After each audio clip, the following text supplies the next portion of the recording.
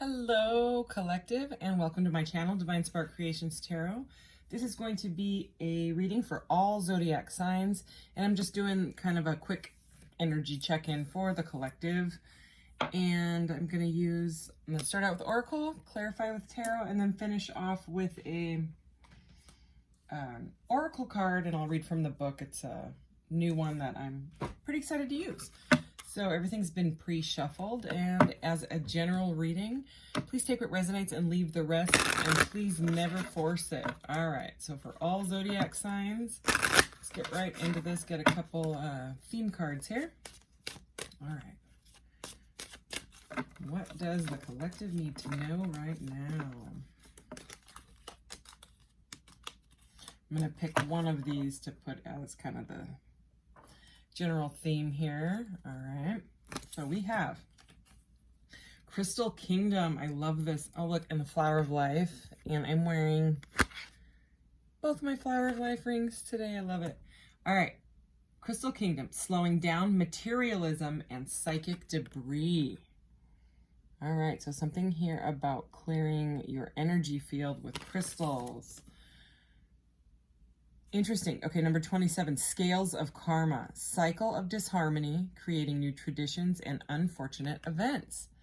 So that would kind of make sense why, like with the psychic debris here. And Spirit Guides, looking for signs. Philosophical, I struggle with this word. Philosophical, there we go, discussion. Cool. And supervision. All right. And it's interesting here because the one that ended up, oh, look, what? I must have forgot about this card. Temple of Mary is right here. That's my name. I love it. I love that card already. Temple of Mary. Okay. But past life is what I was going to say until I got distracted by that. Past life is on the top here. Cultural experience. It is behind you in regression. So, I'm going to go ahead. This is the one I immediately wanted to put here. So we're going to go with that one. Something about clearing karma and something from past lives is what I'm seeing here. Spirit guides. It's like spirit guides might be trying to get through to you right now and clearing something. All right, I'm going to use this super cool deck. Look at this blue gilded edges that I got. Cosmic Seed something or other. It's from Etsy. I just fell in love with it. Tarot of the Cosmic Seed, the images and stuff. So I want to use this for a little bit. All right, here we go. I did do a pre-shuffle so that I wouldn't have to torture you with my tiny hand shuffling. That end up, yeah, okay. And this was one deck that I was doing well with without having to break it up. There we go. All right. Here we go. I think this deck is beautiful. All right, what does the collective need to know? Can we clarify this energy?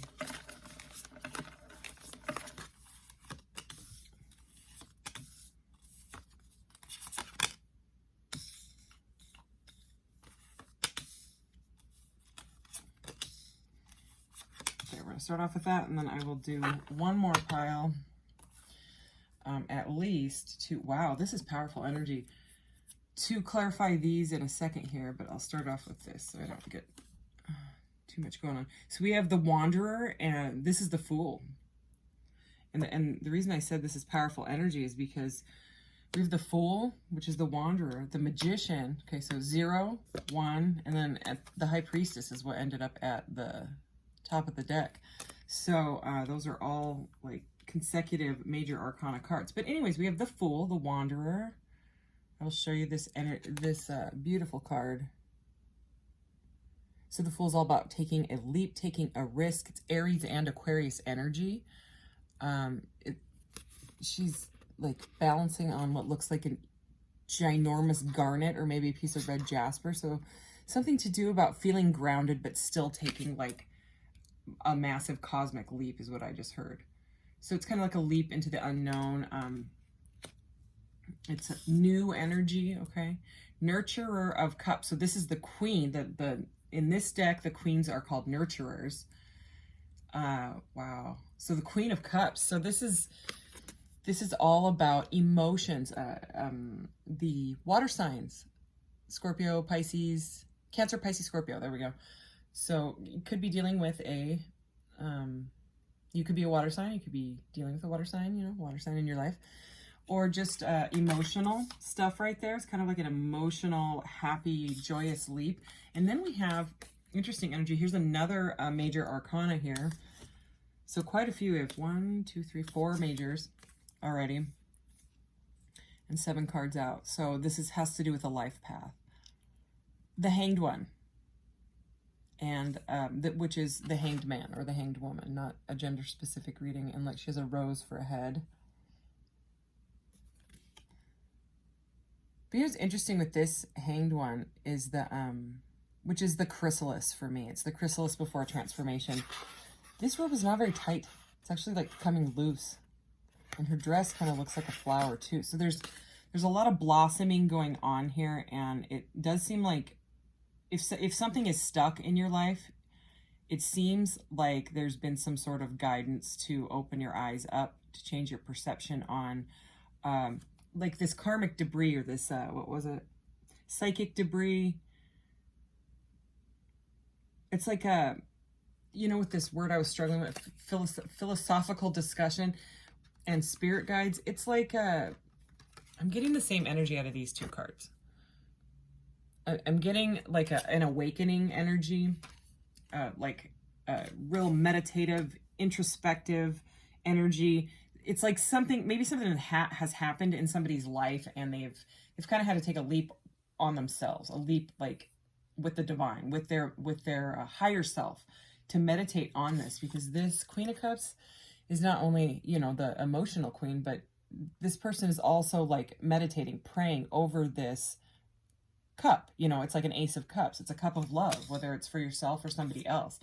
And it's kind of like what somebody wished for and manifested. And I'm saying that because this is the Magician card. And I love this one. Look at it. Has like the heart-brain connection here. In the 90s, they actually found a bunch of cells, like 40,000 cells in the heart, and they couldn't figure out what they were. And they realized they were brain cells. So it's like that heart-brain connection portal. It's heart-brain coherence. But besides that, it's the Magician card, which is all about conscious manifestation. It's calling, you know, it's taking the elements and bringing them down into this 3D realm, into the, you know, grounding energy. So this is super cool. Look, and the Flower Life is here again in the Merkaba. I love these cards. So anyways, it's like someone has manifested through prayer and using the elements in their life and meditation and stuff. They have manifested a cup of love for themselves by taking some sort of a leap, okay? And, you know, under this looking for signs and philosophical discussion, right? This unfortunate events, creating new traditions, okay? This cycle of disharmony, right? This card here, you know, we have the 9 of Swords. And the 9 of Swords it's not a pleasant energy. It is usually a guy sitting up in bed screaming because he can't sleep or can't eat. It's a card of anxiety or analysis paralysis, with it being the Swords energy. Okay. And in this one, she's got the evil eye, like the eye of protection, you know, on. So it does seem like if something happened, or, you know, someone was just all up in their head, right? Someone's been trying to protect themselves. That, or this is a sign to protect yourself. You know, we opened up with the crystal realm and the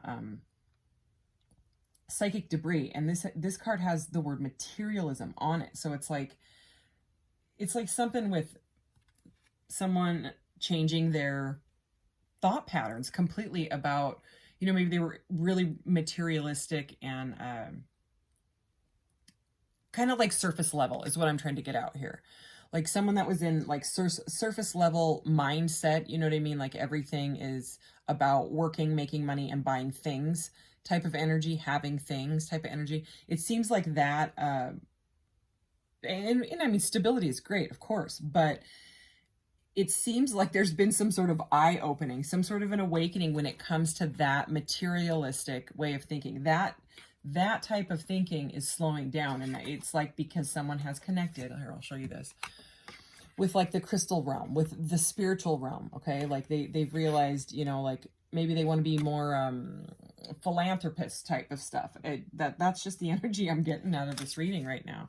So it's that has changed. This is what, you know, this anxiety, this mentality, that way of thinking has changed, because on both of these, this is the Five of Swords and the Nine of Swords. And, you know, it says unfortunate events, their cycle of disharmony. That is most definitely this card, okay? So the Five of Swords, again, air sign energy, analytical stuff, but the Five of Swords, and see, there's a person in the back here that's just, they have their head in their hands. That's kind of the Nine of Swords energy right there.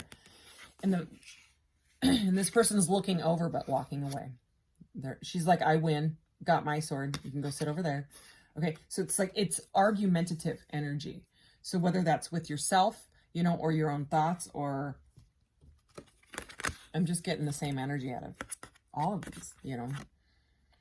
It's like the veil has been ripped open and someone is now, you know, not wanting to live in that analysis paralysis energy anymore, okay? I'm going to leave this High Priestess out because it just 0, 1, and then 2. And this is also a divine counterpart, the Magician and the High Priestess. And then the third card after, you know, in the majors is the Empress, where she has been impregnated by the Magician. You know what I mean? This is a divine couple here, okay?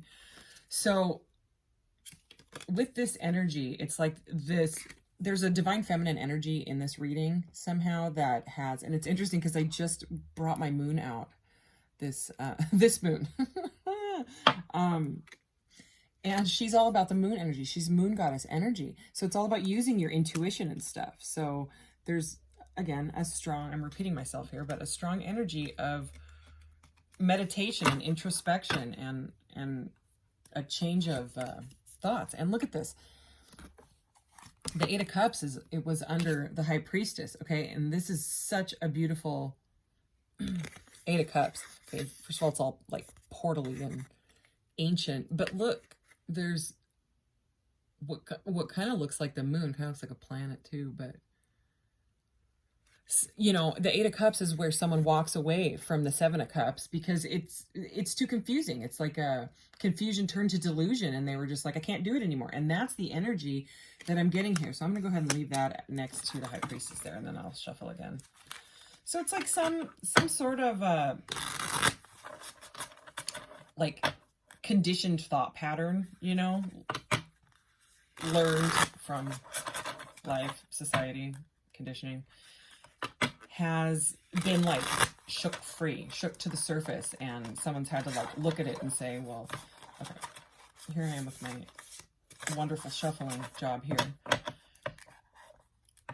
But I mean, I went through that like in 2019, you know what I mean? I was just shopping, just to shop, you know what I mean? Just to fill that shopping because things were on sale, you know what I mean?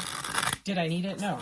Was it on sale? Yeah, you know, and I would buy it just to get like a temporary high or a temporary fill of my cup, because it was on sale. And then I went through this huge realization where I was like, oh my gosh, I am just buying things just for that feeling, because, you know, I was like missing like self-love basically in my life, and filling it with stuff and more stuff and more stuff and sales, and you know what I mean? I just, it was a toxic pattern of mine. So I don't know if that's exactly what you're going through, but there is something about self-love. I'm getting a lot of self-love with that Queen of Cups there. So let's go ahead and clarify this energy. Can we clarify the Fool and the Queen of Cups, the Hanged One, the Magician, this 9 and 5 of Swords, High Priestess energy? All right, let's do this. So if you don't use crystals, I would start using crystals. Wow. Holy cow. Yeah, this was toxic. Whatever this pattern of thinking, this is Spirit saying it was very, very toxic. Holy moly. All right. I almost just want to keep going and see if there's... Yeah. Okay. You may be dealing with an air sign. You might be an air sign. Aquarius, Libra, Gemini here. I gotta show you these cards. Okay, so the 8 of Swords. So we had then 5 and 9 of Swords. Now we have the 8 of Swords as well. Okay. And this this is the trapped feeling. Okay. It's a energy of feeling trapped. And what ends up happening is the 8 of Swords goes into the 9 of Swords. Okay. And it gets worse. And then the 10 of Swords, it's over. Okay. Like it's come to an end of this pattern of thought. So you could still be here, or someone that you're dealing with is still in this type of energy, which is very much analysis paralysis. It's feeling trapped in your thoughts. Okay. It is not a pleasant energy. And it seems like, I mean, this is under the Fool and the Queen of Cups. So it's like there was some sort of feminine energy that was not, you know what I mean? Like the opposite of love, like insecurities and that type of thoughts. Okay. And and then here we have under the Hanged One and Magician, we have the 3 of Swords. This is heartbreak. And look, there's that rose. So this is a very clear message. Okay. Normally the 3 of Swords is a heart with 3 swords stabbed through it. Sometimes it's bleeding. It's a painful card. But look, it's not the heart. Okay, I mean, maybe it's the heart, and if this was a different reading and that's how it lined up. But right here, remember we talked about this head. So again, it's the brain, it's the swords. Okay, the ace, the swords, right? The sword energy is air energy. It's thoughts. It's mentality. So that is what is going on. It's like, it's not so, it's a heartbreak energy, but it's also very, very mental. It is toxic thought patterns. And this is the Devil card. Okay, so that's where the toxicity comes from. Look, this person's in a cage.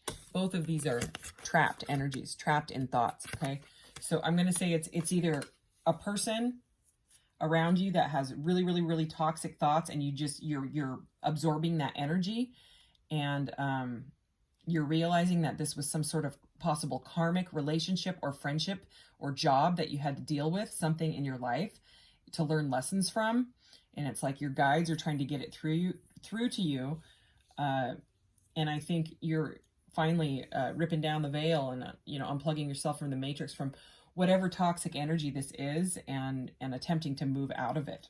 Okay, and it does look like you are going to move in that direction, because we also have the Queen of Swords here, the nurturer of swords. This is the Queen of Swords. So the Queen of Swords cuts stuff out. She cuts out the BS with her sword of truth. All right, see her there? She can be called the Ice Queen. She can be rather icy, but in this situation, it seems like this person needs to be icy. I mean, can you see this sort of conflicting energy? It's just like, I'm not going to deal with it anymore. And then to finish off here, we have the Death card, which is the ending of it all. You know what I'm saying? Like, I don't mean your life or somebody else's life. The Death card rarely means death. It means transformation. So the Death is number 13.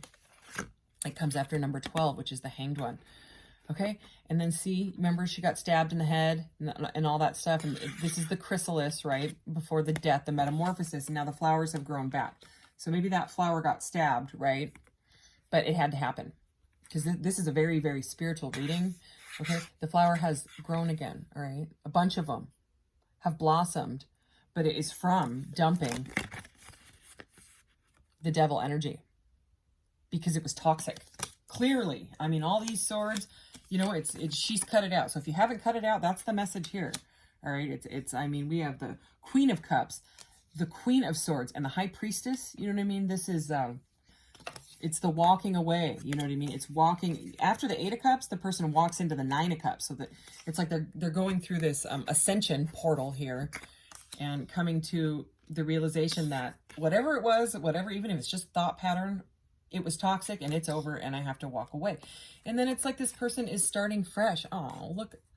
Yeah, because the 9 of Cups is wish fulfillment, right? And then it turns into the 10 of Cups. Look how cute this little couple is. Okay, that's the Ten of Cups in this card. It's bliss, all right? Once this toxic energy, I just heard enough is enough. So I don't know what that is. But this is the Messenger of Wands, and the Messenger is the Page. The Page of Wands, it's a fresh new start. It's a fresh, passionate new start. So, okay, that is what I'm getting. Let's see. Is there anything else? Any final messages out of this incredible deck? I hope you like this deck. I love it and plan on using it more. Anything else out of this deck that we need to know? Wow, seriously? There's the Kings. Okay, so like I said, the Queens are the nurturers. The Kings are mastery of coins. So I know it's a feminine figure, but not a gender-specific reading. This is the King of Pentacles. So that's a stable, that's what, I mean, you want the King of Pentacles. That, you know, whether that's your energy or someone that you're dealing with, that's the energy you want. But look at this, and this card is beautiful. It's the Moon, okay? So it is not just like the devil, you know, dumping that type of energy and completely getting like a transformation from it, but it's the Moon as well. So whatever happened was not only toxic, it was, you had to face your shadow, face your, you know, demons, dark energies, dark thoughts. It's very, very, very powerful energy, and I'm sending you a giant hug because this is not a pleasant thing. This is like, it's almost like an ego death or a dark night of the soul. All right, so I am actually pretty excited to get a card out of this deck. It was so weird. This deck, actually, I think I found a different empath oracle, so I looked up empath oracles on Amazon, and this one came up, and I was looking at it, and I was like, oh, that looks really cool. And then I looked at the name, and I was like, Raven Digitalis. I was like, why do I know that name? Okay, that's not a regular name. That's not a name you forget. And I was like, okay, I think I knew somebody that knew that name. Someone used to talk about Raven Digitalis. It was a long time ago. Couldn't figure it out. So I just looked him up, and he used to live in the town that I live. I mean, I live in a little tiny town now, but in a bigger town that's close to my town that I used to live in. He's from there, and my best friend's little brother thought he was just like the greatest thing and talked about him all the time. He did know him. This guy's like a DJ and you know, like a real spiritual guy. He does a lot of different stuff. I'm just gonna say that. And anyways, I was like, there can't be two people named Raven Digitalis. And, you know, sure enough, it was him. And so I immediately bought it because, I don't know, and it's fantastic. And he says never to pull in the book, it says never to pull more than 3. So I'm actually just going to pull the 1. What does the collective need to know to wrap up this reading here? What message? Wow, seriously? Examining self-identity, number 22. All right, let's hear what Raven Digitalis has to say. Wow, and the page before, number 21, was, look, it goes, creating personal space, taking a vow, and 21 is, what was it? I cannot. Sorry, you guys. Pages stuck together here. Okay. Questioning darkest thoughts. That, number 21, so the one before this is questioning darkest thoughts. So that is very much the Moon energy, you know, all of it. Similar to the energy of the full moon that we just went through as well. Examining self-identity, essential themes, questioning the role of labels and titles in our lives, valuing our uniqueness and respecting that of others, remembering that we are all one at the end of the day. All right, there's a little thing on the imagery, but I'm going to read the deeper meaning because it's a little bit long. All right, deeper meanings. Modern culture is a big fan of labels and identities. On one hand, this can be empowering for a person who has struggled to belong all their life. Look at this term empath, for example. What an empowering term. This term helps us understand our nature, although for some people it sets them apart from others. Keep in mind that everyone is empathic to a degree or another. This is our biology, our physiology. This leads me to say that we cannot blame everything in our lives on being an empath any more than we can on what our zodiac sign is. I love it. Labels don't have to be divisive. It is encouraging that in so many cultures we are allowed to be ourselves and identify as who we feel ourselves to truly be. It has been a long, hard road to establish the reality of diversity in the modern world. Naturally, this still comes with social challenges and, well, it is simply part of the territory.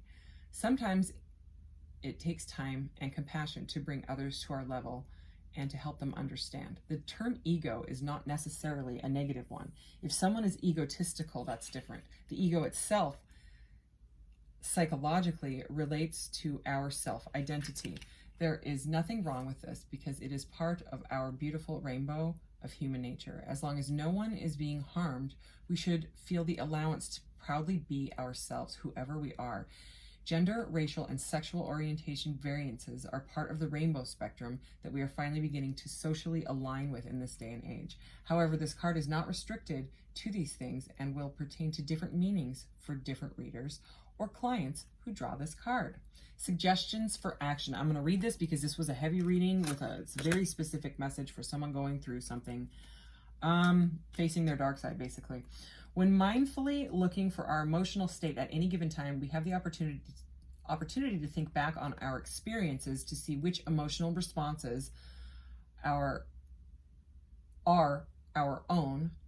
Maybe some of them are unconsciously based on trauma responses, and which of them seem foreign. It takes some time, but with enough self-awareness, we can figure out what belongs to us and what belongs to others. We can peacefully release external emotional energy with light and care. This is how we more seamlessly came into ourselves for who we are in this lifetime. Labels and identities are fleeting. If you wish to call yourself an empath or any other thing, do it. Nearly everyone has empathic capability and potential. If you are feeling as though you experience empathy to a greater ability than most others, why not use the term? It can be empowering and affirming. The same goes for other terms that a person uses in their life. Ultimately, this card encourages us to examine the labels we use, why we use them, their influence on others, and how accurately proclaimed identities fit our current incarnation and life lessons. All right. So that is this reading. That's all I have for you for this one. I'm going to save charms and things like that for the Zodiac readings, and I might just start doing just some short charm readings because I have those fun charm mats now and I'm loving them. So, all right. Thank you so much, collective. You take care. I'll see you in the next one. Bye.